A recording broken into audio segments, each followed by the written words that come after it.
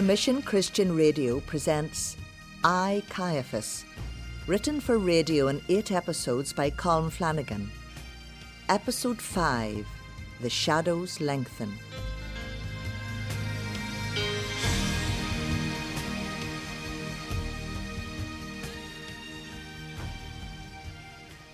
So, the Passover feast began.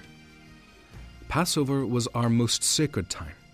During it, we celebrated how the Lord God had delivered our ancestors from slavery in Egypt and brought them to the promised land. For many people, it was a time of hoping for a better future, and for some, that meant free from Roman occupation. I believed that was just a dream. We had to live with the Romans. Of course, some of those who thought that way believed that I and others like me were collaborators with the Romans and traitors to the Jewish people. But I think that staying alive was better than heroic death, which would certainly be the outcome of any rebellion. History had proved that before, and the crosses on Skull Hill, Golgotha, would prove it again. I went up to the temple, as was my usual routine at the feast. What has gone on here? Who's responsible for this mess? High Priest, we were just doing our normal day's business. The sacrifices, you know. Yes, of course I know. And you have a license from the priests, have you not? Yes, sir, I have. But like I said, we were just doing our business when this man came up here and started shouting at us. Who was he? I don't know, sir. Never seen him before. He had a northern accent, though. And what did he say? He said, and the others will back me up on this, he said, my father's house is a place of worship, but you've made it a den of thieves. I mean, sir, thieves? We're just trying to make a living. Yes. So what happened then? Well, like you see, sir, he just started overturning the tables. He sent everything crashing everywhere. Now, did he attack you? No, he didn't actually hit anyone, but he was angry. Obviously. Well, as far as I'm concerned, you have every right to be there. Next time, call the guards and have this fellow arrested. I won't have this sort of behaviour here. I was angry. Who was this fellow? This was just the kind of thing that could grow into riots, and I didn't want that.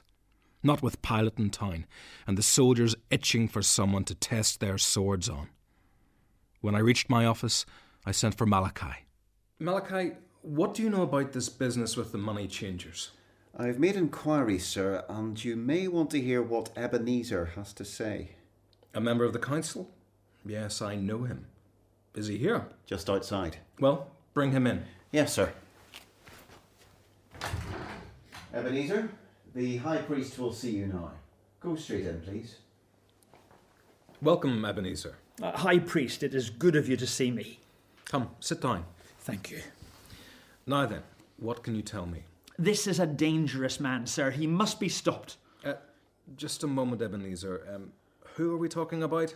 This Jesus from Nazareth. He's the fellow who threw over the tables in the temple. Why did I suddenly feel afraid? Ebenezer went on to repeat what I'd already heard from the trader in the temple. Then he paused. I spoke calmly. Go on, Ebenezer. Is there anything else? Well, yes, sir, there is. Malachi asked us to keep our eyes and ears open, and I was close to this fellow. Some of us have been keeping track of him. We were in the outer court, and one of his followers, a fellow called Peter, sir, another of those Galileans he hangs around with, he said, "Isn't the temple marvellous, Rabbi?" I mean, Rabbi, the fellow's a carpenter, sir. I don't know where they get these ideas from. Yes, well, we'll get to the point, please, Ebenezer. I think I'm going to be busy today. Yes, sir. Well, this fellow Jesus, he replied, and I heard him quite clearly, "Do you see these great buildings?" he said. "I tell you, they will certainly be torn down. Not one stone will be left in place." What? The temple destroyed? Now, are you sure? Yes, that's what I heard. And there's more. I was there when he wrecked the money changers' tables. Yes, I know. You told me that. But have you heard what he said just afterwards? No. Some of us went to him. I said, "What miracle will you work to show us why you have done this? How are we to know whether you are for God or the devil?" He said, "Destroy this temple, and in 3 days I will build it again." We laughed at him. Simple fool, the fellow is deluded. I said, "We know it took over 46 years to build this temple, and you're going to do it in 3 days? Where's your army of labourers? You're going to need more than a few fishermen." Thank you, Ebenezer. Your news has been most helpful. Would you mind leaving us now? I have much to discuss. Malachi will show you out. And Malachi, come back here. Ebenezer obviously hadn't realized the import of all that he had said. When Malachi returned, I sent him off to fetch my father-in-law, Annas. I needed to talk this over with him. We walked out in the garden, where we could not be overheard. What are your thoughts about this, Father? Well, it looks like the same sort of thing we faced before, Caiaphas. But the comments about the temple, the overturning of the money tables, no one has challenged us like that before. That's true. What we would need would be to have someone on the inside, someone who could tell us what this man's real intentions are. I'll have a word with Malachi. Maybe he can have a few conversations. Yes, and I also will make some inquiries. I have heard some stories about this Galilean too. Oh, look, here's Malachi coming now. Good afternoon, sirs. High Priest, I have some news for you. We have a visitor. Who? It's one of the followers of this Jesus of Nazareth person. His name is Judas Iscariot. Iscariot? Isn't his family known to us? Yes, indeed. Quite a well-off family they are. I was surprised when I learned that Judas had joined them. He never struck me as being particularly religious. What does he want? He wouldn't say. Just that it was vital he see you alone. What do you think, Father? I think you should see him. Yes, I agree.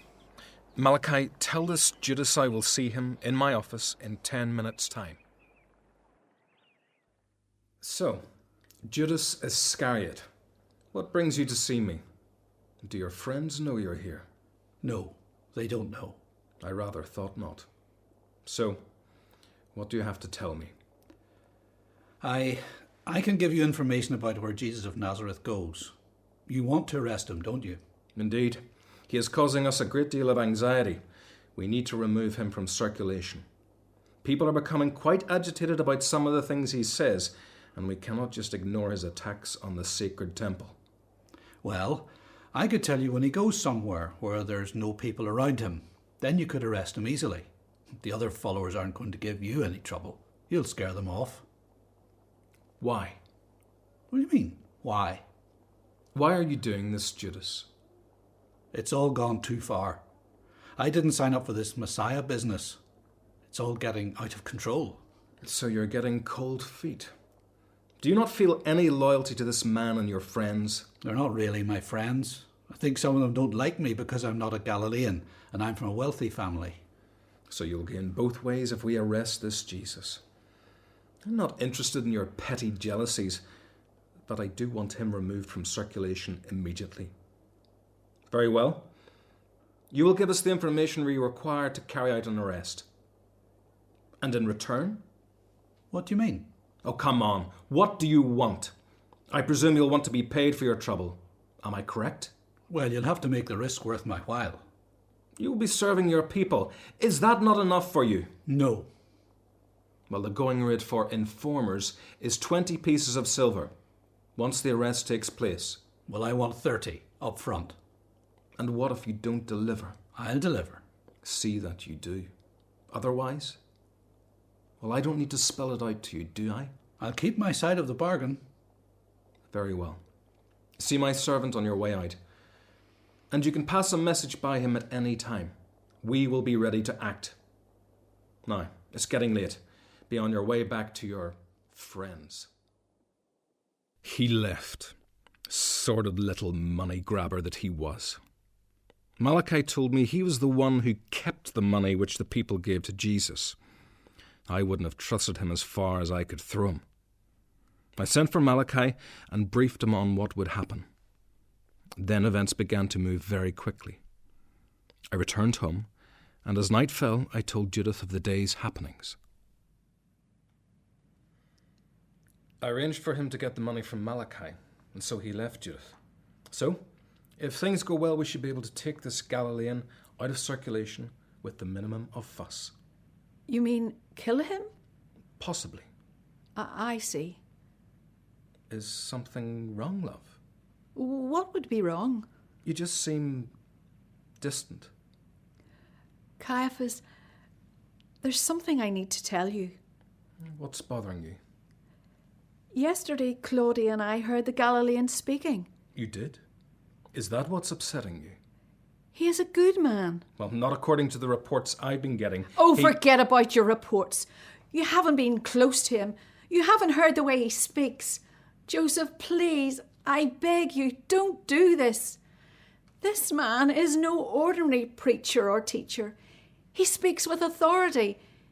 He has a way of looking at you when he says something, and you just know it is meant for you. We were in the crowd listening to him. He spoke of the love of God for everyone. He spoke of Jerusalem and how the city will be destroyed. He cried. Destroyed? Jerusalem? He cried, Joseph. He wept. Oh, my darling, he knows what will happen. He didn't say when or how, but he knows. Claudia was there. She felt it too. Felt what, Judith? What? The power. I believe it's the power of God, our God, in a way that the temple rituals have never made me feel in my life. I have been in the presence of the Most Holy One. Oh, my love, I felt the power of his presence. I have realized that I am such a sinner. I need his power to cleanse me. I was dumbstruck. My wife, the always calm, sweet Judith. She was sobbing her heart out, and I for once had nothing to say. Sir, I'm sorry to intrude, but I must speak with you urgently. Yes, Malachi. I've received a message from our friend. You don't have to be discreet, Malachi. I know who you're talking about. The man Jesus will be in a garden called Gethsemane in about an hour's time. With your permission, I will accompany the guards when they make the arrest. Please, Caiaphas, please. I'm sorry, my love. I know it's upsetting, but this has to happen. Do that, Malachi. Bring him to my father-in-law's house. We can have a talk there before doing anything else. Very well, sir. I'll go at once. I will return as soon as we have completed the assignment. So, what are you going to do? There will have to be hearings. We must have evidence presented, and some of the council members must have their say in this too. I will pray for you, Joseph. You must do the right thing. Yes, I must. I left her then. I was deeply disturbed. It had never occurred to me that Judith would have come under such a spell as this man cast. And by her accounts, Claudia, a Roman woman of high birth and no fool, Claudia was impressed with him. What could she possibly see in a half-educated Jewish northerner? I walked to Anna's house through the darkness and thought of what would now be happening in that garden. And I felt doubt, even fear. This night would be a long one. In episode 5 of I, Caiaphas by Colm Flanagan, Caiaphas was played by Peter Richardson. Other parts were played by members of the Commission radio drama team. The play was produced in Belfast at Commission Studio, and episode 6 is entitled I Must Do My Duty.